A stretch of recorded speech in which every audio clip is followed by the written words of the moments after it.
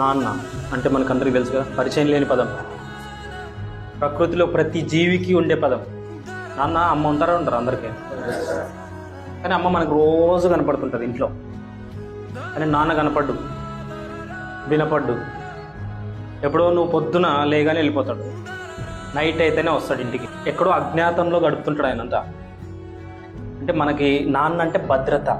నీ భద్రత కోసం ఆయన ఎక్కడో కష్టపడ్డా. మన నాన్నని గుర్తించలేరు కొంతమంది. అబ్బాయి ఏం చేసినాడు. కొంతమంది ఏమవుతుందంటే మనం పెద్దగినాక ఏమి ఇచ్చినాడు నాయన అంటారు. ఈ క్వశ్చన్ ఏమి ఇచ్చినాడు నాయన అంటారు. బయట పని చేస్తేనే మనం బతికినాం ఈరోజు. అర్థమైనా? పేరెంట్ జన్మిస్తే చాలు, మిగతాన్ని మనమే చేసుకోవాలి, మనమే సంపాదించుకోవాలి. కొంతమంది పూర్ పేరెంట్స్ ఉంటారు, వాళ్ళ బ్యాక్గ్రౌండ్ అది. అంతేనే కాదు, మాకు డబ్బులు లేదు, పక్కన మాదిరి మనం ఉండలేకపోతున్నామంటే కుదరని పని. ఫాదర్ అందరికీ ఫాదరే కదా. నాన్న అనేది పిలుస్తారా? బీదోని నాన్న అంటారు.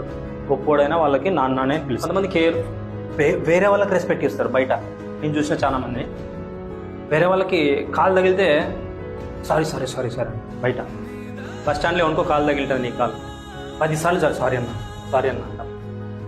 అదే నాన్నకి ఎప్పుడు సారీ చెప్పము, ఎప్పుడు థ్యాంక్స్ చెప్పము, తక్కువ పట్టించుకోము. అంటే మన ఇంట్లో ఉన్నప్పుడు పట్టించుకోము. అదే నాన్న లేనోడు ఉంటాడు, వాడు పిల్లోడు ఎవడైనా, వానికి వాల్యూ తెలిసి ఉంటుంది. చాలా వాల్యూ.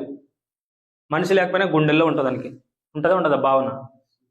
అందుకే నాన్న అనేవాడు అమ్మ మాదిరి కనపడ్డు, ఆయన వినపడ్డు. మన కోసం ఎప్పుడు 24 hours రోబో మాదిరి పనిచేస్తుంటాడు. అర్థమైంది? అన్నీ మొత్తం త్యాగం చేసేవాడే ఫాదర్. మొత్తం ఎంటైర్ ఈ భూమి మీద త్యాగమూర్తి ఎవరైనా ఉన్నారంటే ఎవరు? నాన్న త్యాగం చేస్తే మనం ఈరోజు ఇక్కడ ఉన్నాం. అమ్మ ఇంట్లోనే త్యాగం చేస్తుంది, నాన్న బయట త్యాగం చేస్తాడు. అవుట్ ఆఫ్ ద వరల్డ్ ఆయన ఎప్పుడు ఎనీ టైం బయటే. నీతో రిలేషన్ తక్కువ ఉంటుంది మీ నాన్నకి. మీ నాన్న ఇంట్లోకి అడుగు పెడితే నువ్వు బయట అడుగు పెడతావు, ఫినిష్. ఆయన వస్తున్నాడు అహోయమ్మ అనేది అమ్మకి చెప్పేది వెళ్ళిపోయేది బయటకు.